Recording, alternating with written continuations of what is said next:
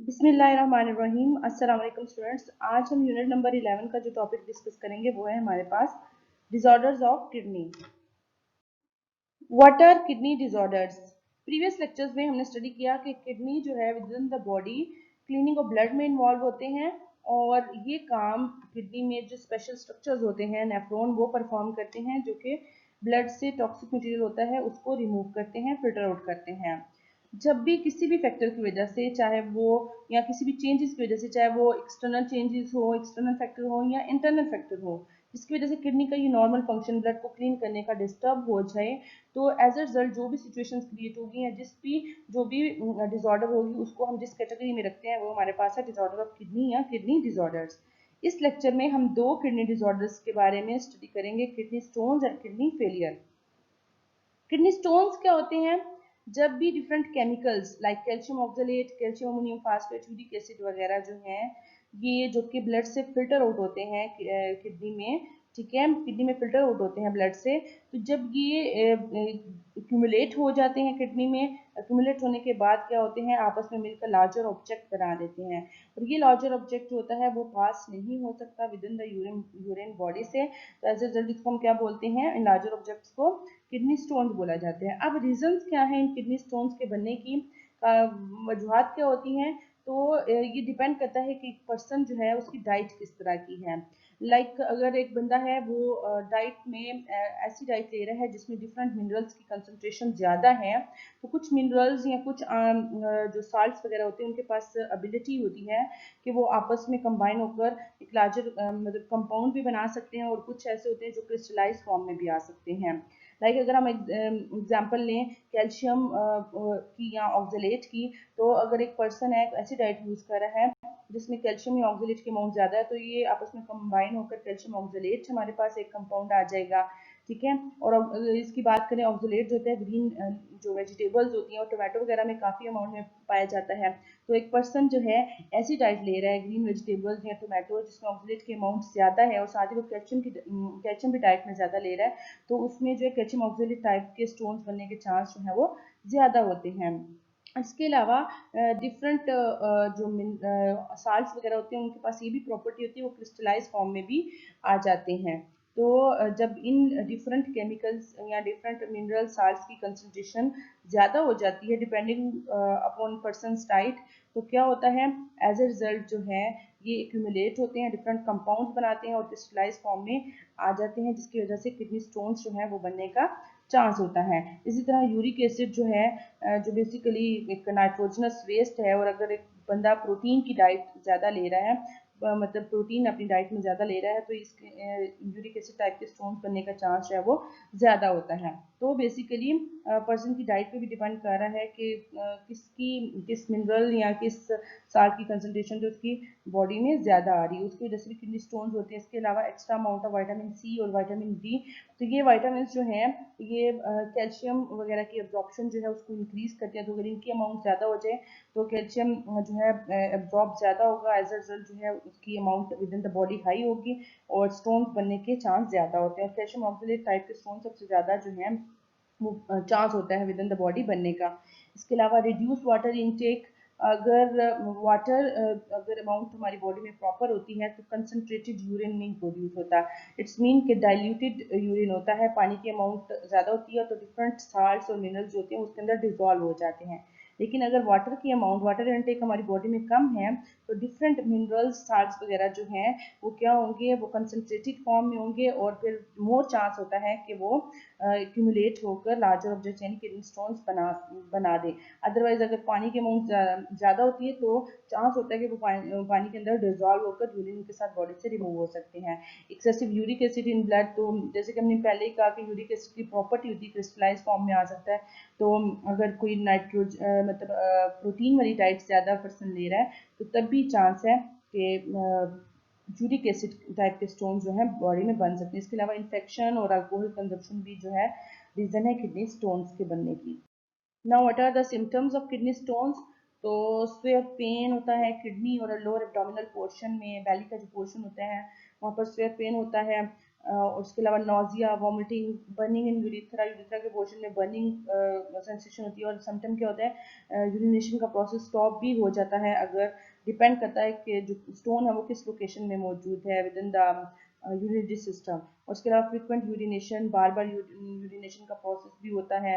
Foul smelling urine, specific smell जो है urine से आती है। पस भी जो है यूरिन के साथ आती है। And bloating and discomfort feel होता है within the belly portion और एब्डोमिनल पोर्शन। तो अगर आप इस डायग्राम में देखें तो यहाँ पर आपको किडनी स्टोन्स दिखाई गए। डिफरेंट लोकेशन में किडनी स्टोन्स जो है वो मूव कर सकते हैं यूरिनरी सिस्टम में। तो यहाँ पर अगर आप देखें तो पेल्विस पोर्शन से ये किडनी स्टोन, ये देखें, मूव करके यूरिटर में भी जाने का चांस होता है। तो डिपेंडिंग ऑन लोकेशन, लोकेशन की बेस पे हम कहते हैं कि ये यूरिट्रल स्टोन है या ब्लैडर स्टोन है या पेल्विक स्टोन, उसकी बेस पे हम बोलते हैं।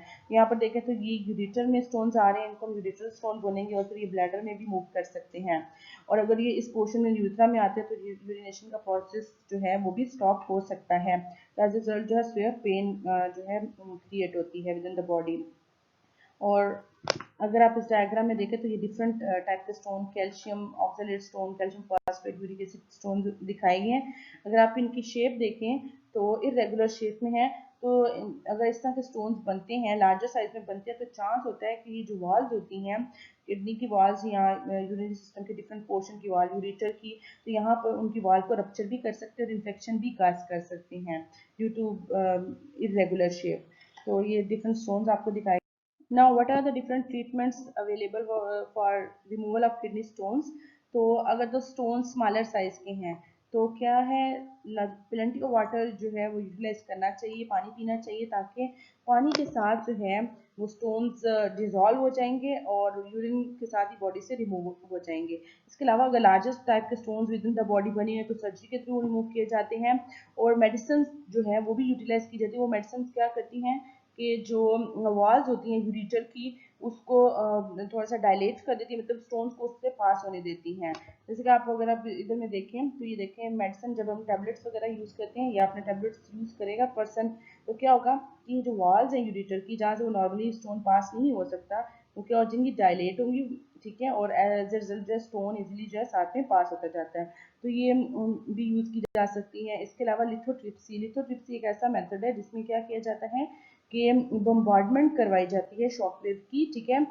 लाइक ये देखें तो स्टोन्स मौजूद हैं किडनी में, तो शॉकवेव जो है उसकी बम्बार्डमेंट करवाई जाती है, जो इन जो स्टोन्स होते हैं उनको स्मॉलर पार्टिकल्स में चेंज कर दे, जैसे कि आप इसको देख सकते हैं, ठीक है। और फिर ये पार्टिकल्स जो हैं यूरिन के साथ ही डिजॉल्व होकर बॉडी से रिमूव आउट हो जाते हैं, ठीक है। ये देखें, ये क्रिस्टल फॉर्म में पहले मौजूद था, वो जब बम्बार्डमेंट करवाई तो ये क्रिस्टल फॉर्म टूट गया छोटे पार्टिकल्स में, और फिर यूरिन के साथ ही बॉडी से ये रिमूव हो जाएंगी। ये डिफरेंट ट्रीटमेंट्स हैं जो अवेलेबल हैं अगर किडनी में स्टोन्स बन जाते हैं तो उसके रिमूवल के लिए। नाउ सेकंड कंडीशन है हमारे पास रेनल फेलियर, या जिसको हम कहते हैं किडनी का फेल हो जाना।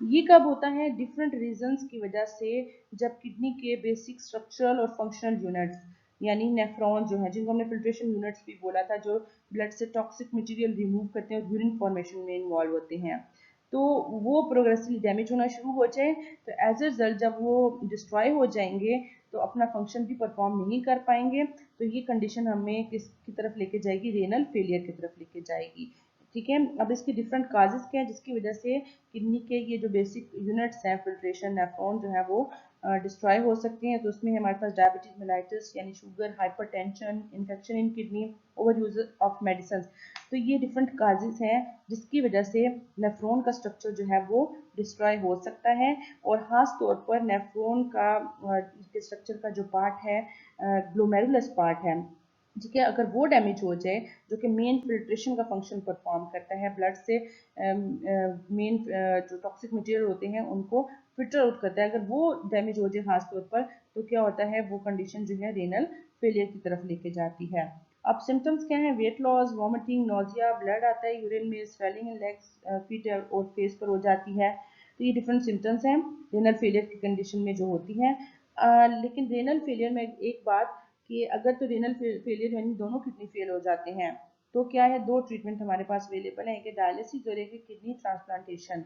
लेकिन अगर एक किडनी जो है वो फेल हो जाता है और दूसरा किडनी हेल्थी है, तो कोई भी पर्सन जो है वो एक किडनी के साथ जो है वो हेल्थी लाइफ जो है गुजार सकता है। यानी उसके ब्लड को क्लीन करने के लिए एक किडनी भी जो है वो काफ़ी होता है। लेकिन जब दोनों किडनी फेल हो जाएं तो एज ए रिजल्ट जो है ये दो ट्रीटमेंट हमारे पास अवेलेबल होते हैं। Now the first treatment dialysis. Renal failure जब हो जाता है और ब्लड जो है within the body clean नहीं हो पाता, तो एज ए रिजल्ट जो है किसी भी पेशेंट का ब्लड आर्टिफिशियली जो है टॉक्सिक मटेरियल से क्लीन करवाया जाता है। यानी उसकी ब्लड से आर्टिफिशियली जो टॉक्सिक मटेरियल होता है उसको रिमूव कर दिया जाता है। तो आर्टिफिशियली ब्लड को क्लीनिंग करने का जो प्रोसेस है वो हमारे पास क्या कहलाता है, डायलिसिस कहलाता है। और ये डायलिसिस का प्रोसेस स्पेशल टाइप की मशीन होती है जिसको हम डायलाइजर या आर्टिफिशियल किडनी बोला जाता है, वो इस्तेमाल होती है और ब्लड उसमें से पास किया जाता है। तो डायलाइजर क्या है, मशीन है जो कि डायलिसिस का प्रोसेस परफॉर्म करती है, ब्लड को क्लीन करवाती है। और डायलाइजर जो होता है उसमें डायलिसिस फ्लूइड इस्तेमाल होता है। डायलिसिस फ्लूइड क्या होता है, एक स्पेशल फ्लूइड होता है जिसमें डिफरेंट इलेक्ट्रोलाइट्स, मिनरल्स, वाटर और साल्ट्स वगैरह होते हैं। और किस प्रिंसिपल पर डायलिसिस मशीन काम करती है, कि movement of solute and water across semi permeable membrane. जो डायलाइजर होता है उसमें एक मेम्ब्रेन होती है, मेम्ब्रेन के एक साइड पे ब्लड होता है और दूसरे साइड पर जो है एक डायलिसिस फ्लूइड होता है। तो क्या होता है, by the process of diffusion high to low concentration क्या होता है कि जो हमारे पास हमारे ब्लड में मौजूद टॉक्सिक मटेरियल होता है वो ब्लड से मूव करके डायलिसिस फ्लूइड में चला जाता है और as a result blood clean होकर पेशेंट की बॉडी में रिटर्न कर दिया जाता है। जैसे कि आप इस डायग्राम में देख सकते हैं, ये ब्लड रन कर रहा है, ठीक है। ये हमारे पास मेम्ब्रेन है, ये सेमी परमेबल मेम्ब्रेन, ठीक है। ब्लड रन कर रहा है, ब्लड में जो टॉक्सिक मटेरियल है वो इस डायलिसिस फ्लूइड में आता जा रहा है और एज ए रिजल्ट जैसे जैसे पास होता जाएगा ब्लड में, ब्लड क्लीन होता जाएगा और टॉक्सिक मटेरियल जो है इस डायलिसिस फ्लूइड या डायलिसिस में आता जाएगा। तो इस प्रिंसिपल बेसिकली जो है वो डायलाइजर जो है वो अपना फंक्शन परफॉर्म करती है या काम करती है। नाउ डायलिसिस जो है वो दो तरीके से परफॉर्म किया जा सकता है। एक है हमारे पास हेमोडायलिसिस एंड सेकंड वन जो है हमारे पास पेरिटोनियल डायलिसिस। हीमोडायलिसिस में क्या किया जाता है, हीमो स्टैंड्स फॉर ब्लड, ठीक है। इसमें क्या किया जाता है, जो पेशेंट की बॉडी से जो ब्लड है वो आर्टिफिशियल मशीन यानी डायलाइजर में से पास करवाया जाता है।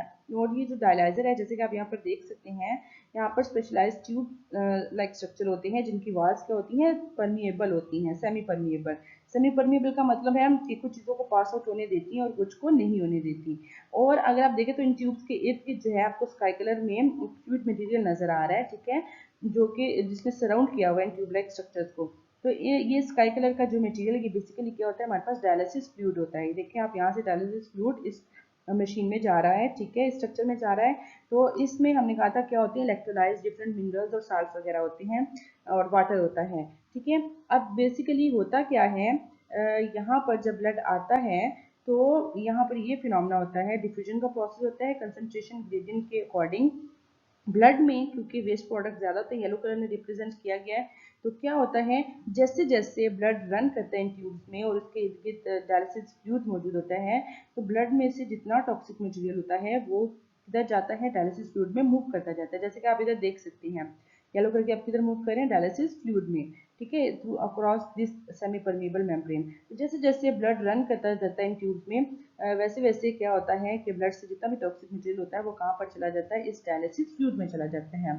अब डायलिसिस फ्लूइड को जो है वो साथ ही जिसमें टॉक्सिक मटेरियल जमा हो गया होता है उसको एक स्पेशल दूसरा बैग वगैरह होता है, ठीक है, वहाँ पर एम्प्टी कर लिया जाता है और फ्रेश जो है वो इस दूसरे बैग के थ्रू जो है इस इधर एंटर होता जाता है। और एंड पर क्या होता है, यहाँ पर पहुँचने के बाद दोबारा से ब्लड जो है अब क्लीन हो चुका होता है, जितना भी टॉक्सिक मटेरियल होता है वो सारे का सारा डायलिसिस फ्लूइड में जा चुका होता है, ठीक है। और वो जो क्लीन ब्लड होता है वो पेशेंट बॉडी में रिटर्न कर दिया जाता है। तो इस तरह जो है ब्लड यहाँ से आता जाता है, ठीक है, इस ट्यूब लाइक स्ट्रक्चर में आता है, क्लीन होता जाता है और दोबारा से पेशेंट बॉडी में जाता रहता है। और इसी तरह डायलिसिस फ्लूइड जो है वो स्ट्रक्चर में आता है और जब उसके पास टॉक्सिक मटेरियल एक्यूमुलेट हो जाते हैं, उन वो वाला जो टॉक्सिक मटेरियल वाला जो फ्लूइड होता है डायलिसिस फ्लूइड उसको सेपरेट कर लिया जाता है और फ्रेश जो है वो इंट्रोड्यूस साथ ही करवाया जाता है। तो ये प्रोसेस जो है तकरीबन 3 से 4 घंटे या 5 to 6 और जो है ये उस इतनी देर में परफॉर्म होता है हीमोडायलिसिस का प्रोसेस। और इसमें पेशेंट की बॉडी का जितना भी ब्लड होता है वो क्लीन होता जाता है। और हीमोडायलिसिस का जो प्रोसेस होता है वो तकरीबन हर 3-4 दिन के बाद या फिर हफ्ते में जो है तकरीबन 2-3 बार जो है इसको रिपीट करवाना पड़ता है, यानी पेशेंट की बॉडी को के ब्लड को जो है वो उसको क्लीन करवाने के लिए डायलिसिस मशीन यानी डायलाइजर में से पास आउट करवाना पड़ता है। नाउ सेकंड प्रोसीजर जिसकी वजह से डायलिसिस करवाया जा सकता है परफॉर्म, वो है पेरिटोनियल डायलिसिस। पेरिटोनियल डायलिसिस के लिए पेरिटोनियल कैविटी को यूज किया जाता है। पेरिटोनियल कैविटी कौन सी कैविटी होती है? हमारी जो एब्डोमिनल कैविटी होती है बेसिकली, जहाँ पर डिफरेंट ऑर्गन्स पड़े होते हैं, वो हमारे पास पेरिटोनियल कैविटी होती है। और पेरिटोनियल कैविटी के इर्द गिर्द जो मेम्ब्रेन होती है उसको सराउंड करी होती है, उसको हम पेरिटोनियम कहते हैं। और पेरिटोनियम बेसिकली डबल लेयर्ड होती है, एक तो पेरिटोनियल कैविटी को सराउंड करती है, दूसरी वहाँ पर मौजूद जो डिफरेंट ऑर्गन्स होते हैं उसको सराउंड कर रही होती है। अब प्रोसीजर कैसे परफॉर्म किया जाता है? सबसे पहले dialysis fluid is filled in peritoneal cavity by catheter. तो यहाँ पर ये आपको कैथेटर शो किया गया, इसकी मदद से ये देखिए डायलिसिस फ्लूइड जो है इस कैविटी में पेरिटोनियल कैविटी में फिल किया जाता है, ठीक है, इस कैथेटर की मदद से। ये हमारे पास पेरिटोनियल कैविटी को रिप्रेजेंट किया गया है। और ये देखें डिफरेंट ऑर्गन जो है उसको किसने सराउंड किया हुआ है? पेरिटोनियल मेम्ब्रेन ने, ठीक है। तो यहाँ पर ब्लड वेसल्स भी मौजूद होती हैं। कैथेटर की मदद से सबसे पहले क्या करवाया जाता है कि डायलिसिस फ्लूइड जो है वो इस कैविटी में फिल करवाया जाता है। फिर क्या होता है? Waste material present in blood vessels of the peritoneal membrane diffuse into dialysis fluid. तो अब क्या होता है, यहाँ पर जो ब्लड वेसल्स होती हैं वहाँ पर ब्लड में उन ब्लड वेसल्स में क्योंकि ब्लड मौजूद होते हैं और ब्लड में टॉक्सिक मटेरियल, तो toxic material by the process of diffusion किधर मूव कर जाता है? इस डायलिसिस फ्लूइड में मूव करता है, ठीक है। और एज ए रिजल्ट क्या होता है कि जितनी भी ब्लड वेसल्स होती हैं वहाँ से ब्लड जो है वो उसमें से टॉक्सिक मटेरियल मूव करके इस डायलिसिस फ्लूइड में आता है। लिहाजा डायलिसिस फ्लूइड जो होता है वो अब फिलअप हो जाता है विद टॉक्सिक मटेरियल। और इस डायलिसिस फ्लूइड को क्या कर लिया जाता है? फिर इसी कैथेटर की मदद से ड्रेन आउट करवा लिया जाता है स्पेशल दूसरे बैग में, ठीक है। और फ्रेश डायलिसिस फ्लूइड जो है फिर उसको दोबारा से इंट्रोड्यूस करवाया जाता है एब्डोमिनल कैविटी या पेरिटोनियल कैविटी के पोर्शन में। और फिर दोबारा से क्या होता है कि रिमेनिंग जो टॉक्सिक मटेरियल होता है ब्लड वेसल्स में या ब्लड में, वो टॉक्सिक मटेरियल दोबारा से जो है डिफ्यूज आउट होकर कहाँ पर आ जाता है? इधर डायलिसिस फ्लूइड में आता है, उसको दोबारा से ड्रेन आउट करवा लिया जाता है। तो इस तरह जो है वक्फे वक्फे से जो है ब्लड क्लीन होता रहता है और टॉक्सिक मटेरियल जो है वो रिमूव करवाया जाता है with the help of peritoneal dialysis. और ये जो प्रोसेस है, लाइक आप इस डायग्राम में भी देखें तो ये डायलिसिस फ्लूइड आया, कैविटी फील हुई, ठीक है। अब येलो कलर जो रिप्रेजेंट कर रहा है कि टॉक्सिक मटेरियल इसमें एक्यूमुलेट होगा। अब टॉक्सिक मटेरियल को हम सेपरेट कर लेते हैं दूसरे बैग में, ठीक है। तो ये जो प्रोसेस है ये गर्भ में इजीली परफॉर्म जो है वो किया जा सकता है, ठीक है। और शॉर्ट टाइम के लिए भी सोते उठते बैठते भी जो है ये प्रोसेस परफॉर्म करवाया जा सकता है। लाइक इसमें 2 बैग बेसिकली साथ यूटिलाइज होते हैं, एक में डायलिसिस फ्लूइड होता है और एक वेस्ट फ्लूइड के लिए यूटिलाइज होता है। और कैथेटर की मदद से ये सारा फिनोमेना जो है वो परफॉर्म करवाया जाता है। नाउ सेकंड ट्रीटमेंट जो कि एडवांस ट्रीटमेंट है रेनल फेलियर के लिए अवेलेबल है, वो है हमारे पास किडनी ट्रांसप्लांटेशन।